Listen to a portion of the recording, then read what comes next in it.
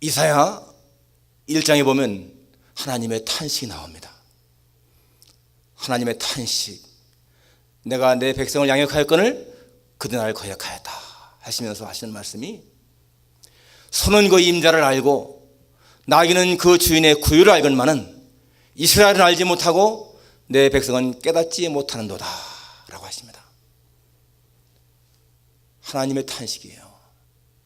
소도 그 구유, 제 임자를 알고 나귀도 그 구유의 주인을 아는데 이스라엘은 자기를 양육한 아버지 하나님을 깨닫지 못한다. 그래서 이스라엘 백성들이 우상에 가서 그것이 하나님이라고 바알을 섬기고 아세라를 섬기는 그러한 죄를 하나님이 아시면서 탄식하는 거예요. 깨닫지 못한다 하는 말씀이죠. 여러분, 사람이 깨닫지 못하면 큰 문제죠. 시편 49편 20절에 보니까 존귀하나 깨닫지 못하는 자는 짐승 같도다 라고 했습니다. 아무리 존귀한 자리 있다 할지라도 깨닫지 못하는 자는 짐승 같다. 깨달음 너무 중요한 것입니다. 여러분, 우리가 하나님의 은혜를 깨닫는 거, 이게 얼마나 중요한 것인지 몰라요. 오늘 우리의 모든 삶이 하나님의 은혜인데 깨닫지 못한다, 불쌍한 인생인 것이죠. 오늘 장로님의 참 기막힌 간증을 보았습니다. 이분은 경기고등학교 수석 입학, 또 중학교 수석 입학, 경기고등학교 수석 입학했는데 6개월 다니다가 선생님의 권유로 검정고시를 통해서 서울대 물리학과를 차석으로 입학했습니다. 대학을 졸업한 후에 미시건 주립대학에 와서 3년 만에 박사학위를 받았어요. 그냥 대학 졸업한 다음에 바로 박사학위를 3년 만에 받았습니다. 그리고 23살 나이에 벌써 미국의 대학 교수가 되었고 한국 원자력 연구소를 처음 시작하는 데 공헌했습니다. 이분은 처음 어릴 때부터 교단했지만은 너무 똑똑하니까, 너무 지식이 많으니까 굉장히 마음이요 교만했어요. 하나님에 대한 진실한 신앙이 없었습니다. 하나님이 아니어도 얼마나 성공할 수 있으니까 그 마음이 정말 교만했어요. 그런데 그런 그분에게 아들의 고통이 왔어요. 이 아들이 15살 먹은 아들이 신장병으로다가 앓기 시작합니다. 신장병. 죽어가는 그 아들을 이 아버지가 자기의 신장을 떼서 이식했습니다. 그런데 그 아들도 정말 천재였어요. IQ가 150이 넘고 얼마나 공부를 잘하고 달변 가고 똑똑한 아들인데, 그런 아들이 그렇게 신장병으로 앓으니까요, 이 아들이 우울증에 걸리게 되고 나중에 자살을 2번이나 기도했습니다. 그러니까 이 아버지한테는 엄청난 이게 짐이고 십자가인 거예요. 그 아들을 살릴 수만 했다면 그 아들에게 모든 걸 다 신경을 씁니다. 그런데 이 아들은 그 신장 이식한 것이 잘못돼가지고 다시 이식을 해야 됐어요. 부작용이 생겨가지고 거기다가요 무슨 또 투석을 해야 되죠. 혈관 수술을 했죠. 그 다음에 또 담석 수술을 하게 되고 막 위험한 고비를 막 넘기는 그런 가운데에서 이 아버지는 그 아들이 이게 참 나의 짐이구나, 왜 내게 일어나도 있을까 하는 그런 마음의 원망도 있어요. 그런데 어느 날 예배드리는 가운데 하나님의 음성이 그의 마음을 칩니다. 내가 너를 얼마나 사랑하는지 네가 알고 있느냐? 작은 십자가를 지고 가는 네 아들에 대해서 감사한 적이 있느냐? 내 아들의 그 고통을 통해서 네가 구원받지 않았느냐? 사실요, 이 아들이 그렇게 앓는 그걸 통해서 이 아버지 엄마가 하나님께 완전히 돌아왔죠. 큰아버지 큰엄마 다 돌아왔죠. 큰 고모 돌아왔지. 그 여가집 식구들이 다 예수 믿게 된 거예요. 이분이 깨달았습니다. 이 아들이 내게 짐인 줄 알았는데 짐이 아니고 우리 가족을 구원시키기 위한 하나님이 보낸 천사였구나. 그걸 깨닫습니다. 그때까지만 해도 이게 짐이었어요. 무거운 짐이었는데 그게 짐이 아니라는 거예요. 내 아들은 우리 가족의 구원을 위해서 혼자 십자가를 지고 하는구나. 이게 너무너무 가슴이 아파서 정말 그 아들 앞에서 한없이 통곡을 합니다. 나중에 이 아들은 하나님에 대한 신앙을 가지고 36세에 하나님 나라로 가지요. 가지만은 그때는 이미 벌써 완전히 신앙이 확신했기 때문에 아버지 천사가 나를 데리러 옵니다. 그 말을 하면서 나중에 세상을 떠나요. 우리가 살아가면서 잘못 생각할 때가 얼마나 많은지 모릅니다. 저것이 나에게 불행이구나, 내 짐이구나 하는데 그것이 내 축복이가 너무나 많다는 것입니다. 깨닫지 못하니까 그런 것이죠. 여러분, 심순덕 시인의 어머니는 그래도 되는 줄 알았습니다라고 하는 그 시 기억하시죠? 하루 종일 밭에서 죽어라 밭을 매도 어머니는 그래도 되는 줄 알았습니다.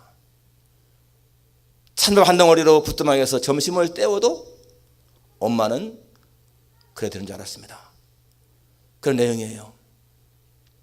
그 어머니가 그냥 온몸이 으스러지게 이렇게 일을 하고, 그래도 자식들에게 야, 난 밥맛 없다, 배부르다, 너희나 먹어라 그러는 것, 그럴 때 그 엄마는 그래도 되는 줄 알았다는 거예요. 자식들 먹이려고 자기는 굶으면서도 나는 괜찮다, 배부르다, 밥맛이 없다, 너희나 먹어라 그래도 되는 줄 알았다는 겁니다. 애할머니가 보고 싶다, 애할머니가 보고 싶다 하는 그 넋두리가 그냥 넋두리인 줄 알았다는 거예요. 그런데 어느 날 밤 자다가 깨어서 방구석에 앉아서 한없이 흐느끼는 엄마를 보면서 엄마는 그러면 안 되는 거구나, 그걸 깨닫다고 말하지 않습니까? 우리 어린 시절을 생각해 보십시오. 정말 어머니들 그렇게 고생을 해도 엄마는 그러려니 했다는 거예요. 그런데 정말 그러면 안 되잖아요. 깨달음. 여러분, 우리 생활 속에서 이 깨달음이 얼마나 중요한 것인지, 사람은 얼마만큼 깨닫는가에 따라서 그 사람의 인격이 성숙하고 신앙이 성숙하는 거예요. 오늘 여러분 본문의 내용 보십시오. 이 제자들이 예수님에게 책망 듣습니다. 왜 그렇습니까? 예수님 말씀에 너희가 깨닫지 못하느냐, 너희 마음이 둔하냐, 마지막에도 그러니까 아직도 깨닫지 못하느냐라고 말씀하십니다. 지금 예수님의 말씀을 들으면서 이 제자들은 도무지 깨닫지 못한다는 얘기예요. 여기 바리새인과 헤롯으로 조이하라 그러니까 이거 떡 때문인가 보다, 엉뚱하게 말하잖아요. 깨달음이 없다는 거예요. 깨달음의 은혜 속에 살자. 깨달음의 은혜 속에 살라. 오늘 여러분, 이 본문에서 우리가 무엇을 깨달을 것인가? 마태복음 13장 24절에 보니까 좋은 땅에 뿌렸다는 것은 말씀을 듣고 깨닫는 자니 나오죠. 말씀을 듣고 깨닫는 자니, 어떤 자는 100배, 어떤 자는 60배, 어떤 자는 30배의 결실을 하느니라. 깨닫는 것이 뭐예요? 그게 열매 맺는 거라는 얘기예요. 우리가 교회 나와서 아무리 예배드리고 예수 믿는다 할지라도 진정한 진리에 대한 깨달음이 없으면 우리의 신앙이 헛것입니다. 깨달음이 있는 신앙생활. 첫째는 무엇을 깨달는 것인가? 참된 진리가 무엇인가를 깨닫는 것입니다. 참된 진리가 무엇인가? 오늘 15절에 예수님 말씀이, 예수께서 경고하여 이르시되 삼가 바리새인들의 누룩과 헤롯의 누룩을 주의하라. 그렇게 말씀하시니까 16절에 제자들이 서로 수군거리기를 이는 우리에게 떡이 없다 이렇게 말하죠. 여기 바리새인의 누룩, 헤롯의 누룩은 바리새인의 교훈, 가르침, 헤롯 땅의 가르침을 말하고 있습니다. 그들의 가르침은 잘못된 것이니까 주의하라 이 말씀인 거예요. 그들의 교훈은 잘못된 것이다. 이 바리새인들의 그 교훈은 형식주의인 것이고요, 외식에 가득 찼고 편협한 것이고, 이 헤롯 땅들의 가르침은 권모술수가 가득한 것이고 세속주의요 인기영합주의다. 그러한 거 따라가지 말라. 이렇게 지금 예수님이 하셨는데 그들은 엉뚱하게 지금 말하고 있다는 것입니다. 여러분, 우리가 어떠한 것이 정말 진리인 것인가? 이게 얼마나 중요한 거예요. 여러분, 사도 바울이 만일에 유대교에만 머물렀더라면 사도 바울은 기독교를 가장 잔인하게 핍박한 사람으로 기록에 남을 겁니다. 그런데 그가 예수님 만나고 깨닫잖아요. 유대교 이것은 잘못된 것이구나. 진짜 생명의 종교는 예수님을 믿는 것이구나. 이걸 깨닫지 않습니까? 여러분, 사도 바울이 깨달은 다음에 쓴 글 보세요. 얼마나 많습니까? 로마서에, 갈라디아서에, 골로새서, 빌립보서, 에베소서에 보면은 이 사도 바울이 깨달은 거 다 쓴 거 아니에요? 빌립보서에 보니까 예수님은 본래가 하나님이신데 그분이 그 하나님의 보좌에서 인간을 구원하시기 위해서 사람의 몸을 입고 이 땅에 오셨다. 그런 귀한 깨달음, 이거 얼마나 귀한 깨달음이에요.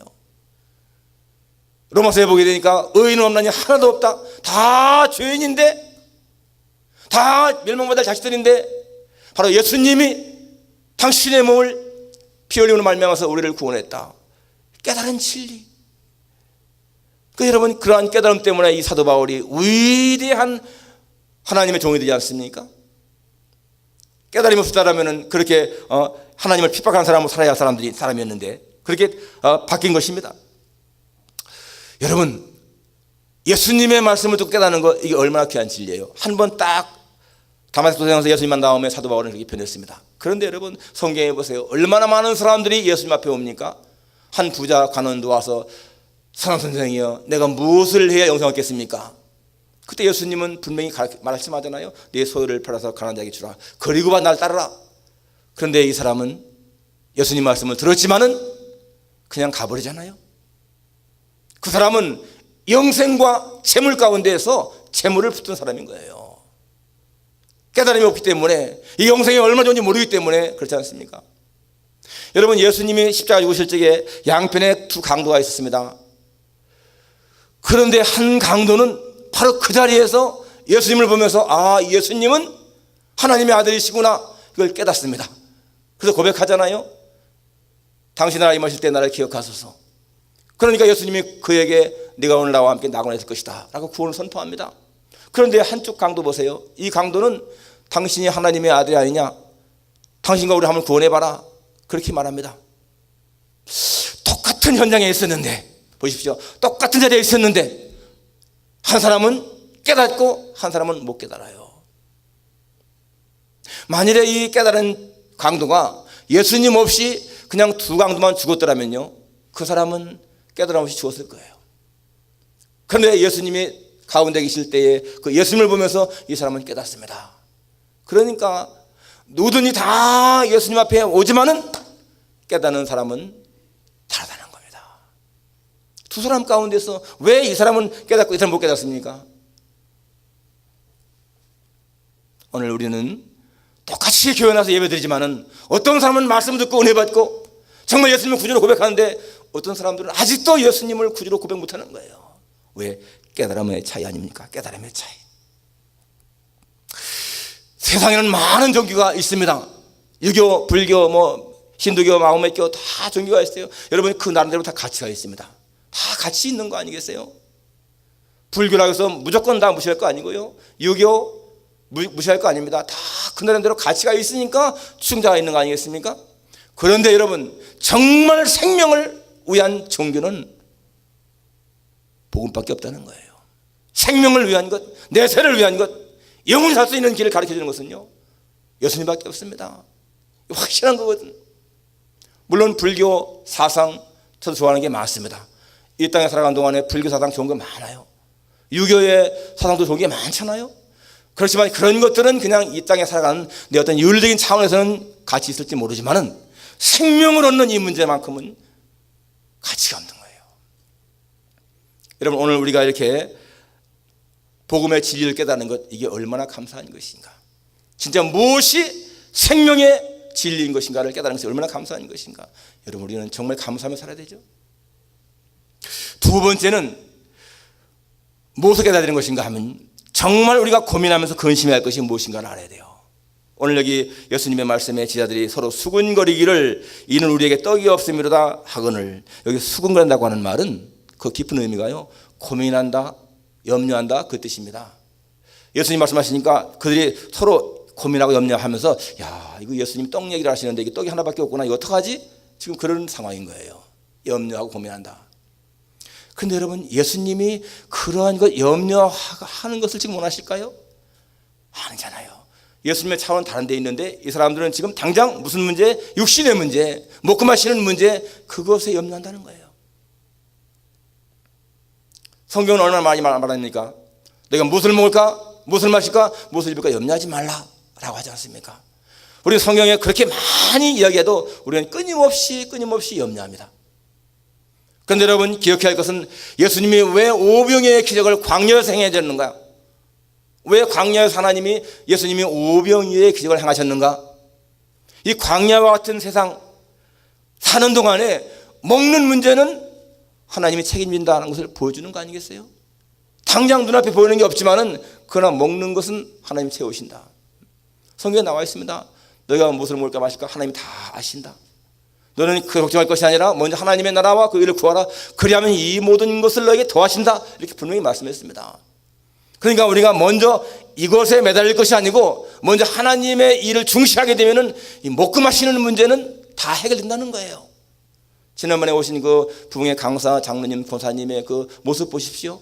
그분들 미국에 올 적에는 정말 가난한 모습으로 왔지만은 이 땅에 와 사는 동안에 정말 하나님을 우선하는 그런 삶을 사는 모습, 지금까지도 아름다운 모습을 보이지 않습니까? 그러니까 하나님이 채워주시는 거예요. 모든 걸 채워주시는 거예요. 그분들 이번에 오셔서 우리 부흥회 하시면서 사례비는 고소하고요, 사례비도 전혀 안 받으시고 비행기 싹, 호텔비, 렌트카 다 본인이 부담하시고 우리 교회에다가 부흥회 시간마다 헌금하시고 주일날 헌금하신 게 헌금하신 것만 500불이 넘더라고요. 얼마나 풍성한 삶을 사십니까? 베푸는 것이 그분들에게는 하나님의 기뻐하시는 것을 알기 때문에 하시는 거예요. 그분이 처음부터 그렇게 부유한 게 아니지 않습니까? 그런데 베풀면 베풀수록 하나님 주신 걸 깨달으니까 그렇게 하시는 거예요. 무엇을 먹을까 마실까 그런 것에 얽매이지 아니하고 정말 하나님이 기뻐하시는 일을 하자, 그러면 하나님은 채우신다, 그 말을 믿기 때문에 그렇게 하시는 거 아니겠어요? 우리가 정말로 고민하고 근심해야 할 것이 무엇인가? 세상적인 근심이 아니고 성경에 보니까 하나님의 뜻대로 하는 근심은 후회할 것이 없는 회개에 이르는 구원을 이룬다라고 말씀했습니다. 그러니까 여러분, 우리가 근심해야 할 것이 있어요. 어떻게? 하나님의 뜻대로 하는 근심. 세상적인 근심이 아니고, 세상적인 근심은 뼈를 마르게 하고 상하게 하지만은 하나님의 뜻대로 하는 근심은 필요하다는 것입니다. 그러니까 세상적인 근심은 내가 어떻게 지금 먹고 살까, 어떻게 잘 살까, 어떻게 내 육체의 쾌락을 위할 것인가 하는 그런 이기적인 것이라면은, 하나님의 뜻대로 하는 근심은 내가 어떻게 하면 죄를 더 멀리 할 수 있을까, 내가 어떻게 하면 정말 하나님을 더 기쁘시게 할 수 있을까, 내가 어떻게 하면은 하나님의 이름을 이 주변 사람들에게 나타낼 수 있을까, 내가 어떻게 하면 좀 더 아름다운 헌신 봉사할 수 있을까. 그러한 염려는요 필요하다는 거예요. 왜? 그런 것은 아름다운 열매가 있기 때문에.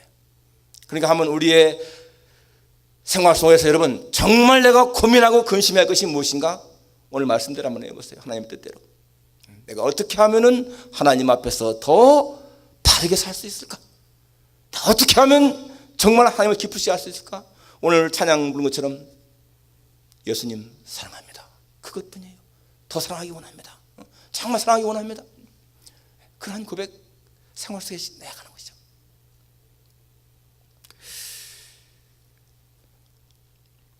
마지막 세 번째, 무엇을 깨달아야 되는 것인가? 하나님은 풍성한 삶으로 우리를 인도하신다. 그걸 깨달아야 됩니다. 오늘 여기 19, 20절에 보면 예수님 말씀하시죠. 내가 떡 5개를 5,000명에게 떼어줄 때에 조각 몇 바구니를 거두었더냐. 내가 떡 7개로 4,000명을 떼어줄 때에 조각 몇 광기를 거두었더냐. 야, 떡 5개로 5,000명, 7개로 4,000명을 이렇게 주도 남았다. 그 말은 뭡니까? 풍성하게 준다는 말씀이에요. 풍성하게.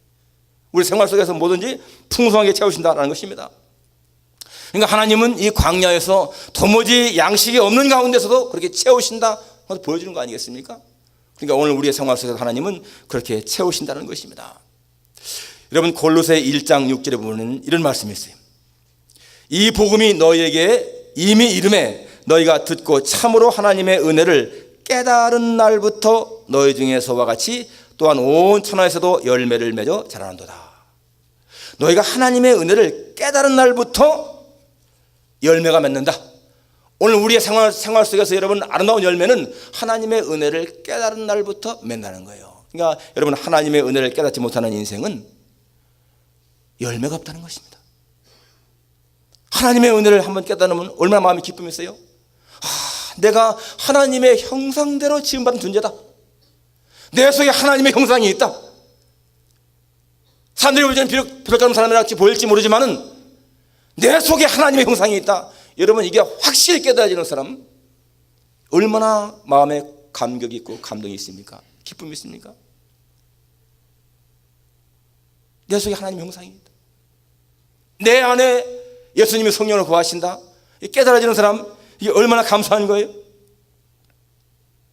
하나님의 우주를 창조하신 분이시지만은 그분의 전관심은 택한 백성에게 있다. 자녀에게 있다. 하나님은 지금도 나를 사랑하시고 뜨겁게 사랑하시고 인도하신다. 그런 게 확실히 깨달아지는 사람 얼마나 담대합니까? 하나님은 천국을 예배해 놓으시고 나를 기다리고 계시다. 여러분, 이런 게 깨달아지면요, 죽음에 대한 두려움 극복할 죽을 수가 있어요. 세상에 아무리 힘든 것도 있다 할지라도요, 이겨나갈 수가 있어요. 저희 과거를 보아도 저는 어릴 때부터 교회 다녔지만은 그냥 정말 습관적으로 많이 나갔고요, 하나님 말씀이 100% 믿어지지 않았습니다. 이 성경 속에 나오는 기적이 믿어지지 않았습니다. 어떻게 그러한 기적이 있을 수 있는가 그랬습니다. 그리고 성경이 하나님 말씀이라니, 이 성경은 사람이 쓴 것인데 어떻게 하나님 말씀이 되나? 사람이 썼으면 사람의 말이지. 그랬습니다. 그리고 성경 66권만이 성경이라는 거, 이게 얼마나 웃기는 일이냐. 그건 뭐 저 종교 회의에서 그냥 정한 것이지, 그게 어떻게 이것만 하나님 말씀 될 수 있느냐. 천주교에서 말하는 그런 뭐 외경도 성경이 될 수 있지 않느냐. 그런 마음이 있어요. 그런데 언젠가 내 마음속에 깨달아지는 거예요. 그거는 성령께서 내 영과 더불어서 말씀하시는 깨달음이었습니다. 성경은 한 점의 오류도 없는 절대적 하나님의 말씀이다. 그게 마음에 확 믿어지는 거예요. 이 성경 속에 나오는 모든 기적은 의심할 수 없는 사실이다. 이게 믿어지는 거예요. 예수님이 하나님의 아들이시고 나의 구주다, 이게 마음에 확실히 믿어지는 겁니다. 그리고 천국이 믿어지는 거예요. 하나님이 예배하신 천국이 분명히 있다. 그게 마음에 확실하게 믿어집니다. 그 깨달음, 그 흔들림이 없어요. 죽음에 대한 두려움 없습니다. 하나님은 내가 복받고 살기를 원하신다. 그게 마음에 믿어지는 거예요.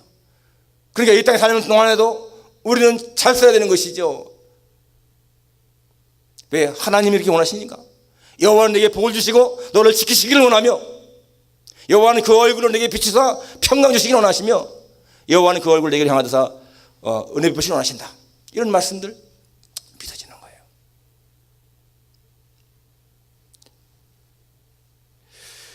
하나님이 우리에게 얼마나 풍성히 채우시는 것인가.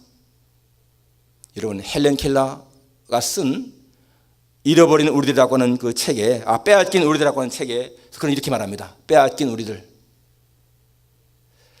행복의 한쪽 문이 닫히면은 다른 쪽의 행복의 문이 열린다. 그런데 많은 사람들은 닫힌 문을 바라보며 낙심만 하고 열린 문을 바라보지 못한다. 그랬습니다. 삼중구의 장애인 아닙니까? 볼 수도 듣지도 말도 못하는 그런 장애인. 그런데 그는 그 닫힌 문은 더 이상 바라보지 않았어요. 못 보는 것, 못 듣는 것, 말 못하는 것은 더 이상 바라보지 않고 열려있는 행복의 문을 바라본 거예요. 하나님은 자기의 영혼을 주셨고 깨닫게 하시는 걸 바라본 거예요. 그가 1937년도 57세의 나이로 한국을 방문합니다. 그리고 시청 옆에 있는 부민관에서 강연을 했어요. 그때 그 강연의 내용이 나의 유일한 소망은 세계의 평화와 동포애입니다. 사람들은 내가 불구자라고 가엾이 여기지만은 정말 가엾은 사람들은 눈을 뜨고 듣고 있으면서도 깨닫지 못한 사람들입니다. 그러한 강연을 했습니다. 그때에 여러분, 농학자로 유명한 유달령 박사가 나중에 서울대 농대 교수하신 그분이 그 당시에는 저 개성에 있는 호스턴 여고에 교편을 잡고 있었습니다. 이 유달령 박사가 헬렌 켈러를 한번 강연을 너무 듣고 싶은 거예요. 그래서 편지를 보냈습니다. 근데 알아보니까 이 그 부민간의 입장권이 다 매진된 거예요.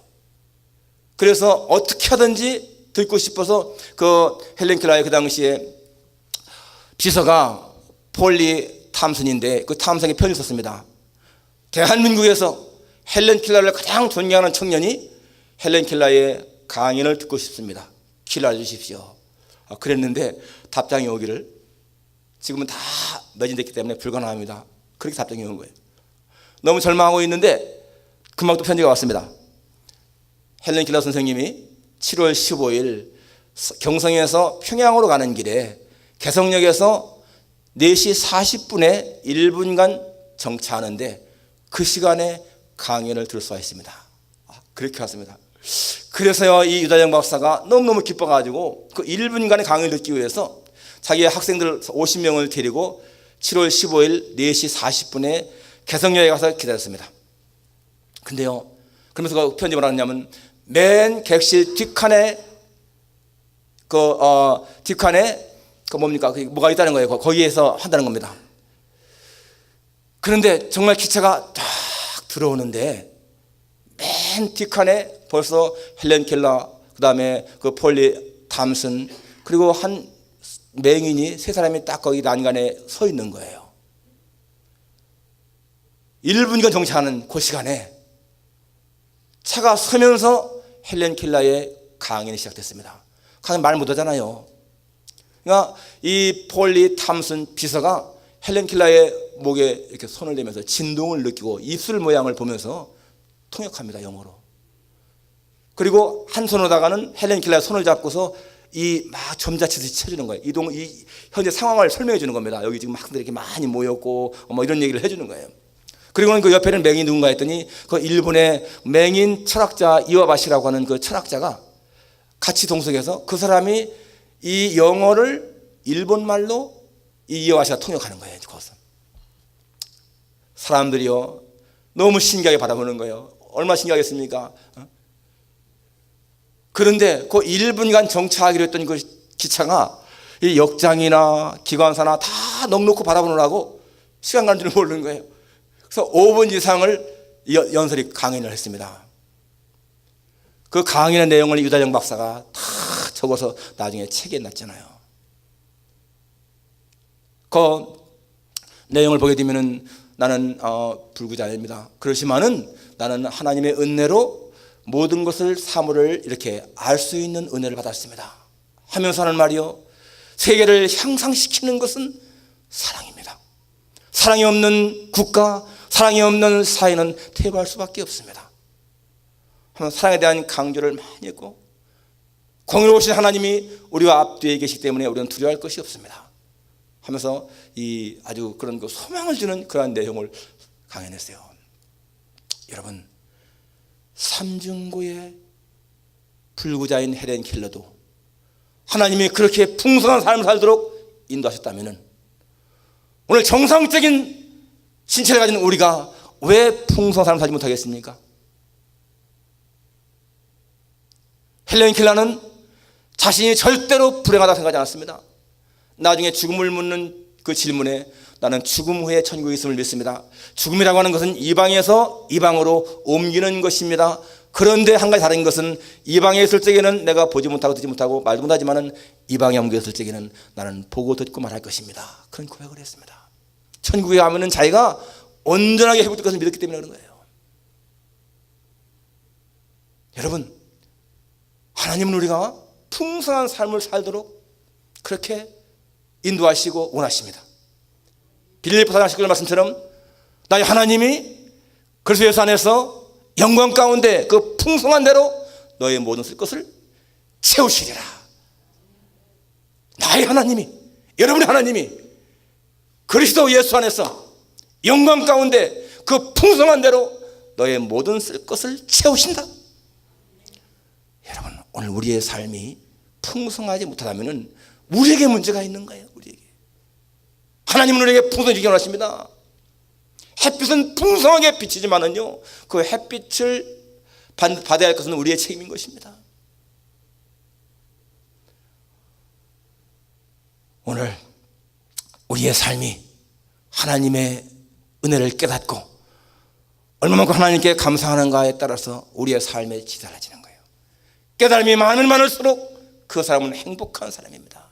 하나님이 어떤 분이신가, 예수님이 누구신가, 이게 깨달아지는 사람, 확실하게 믿는 사람, 세상을 정복할 수 있는 사람이고 이길 수 있는 사람이에요. 오늘 깨달음의 은혜 속에서 살아가십시오.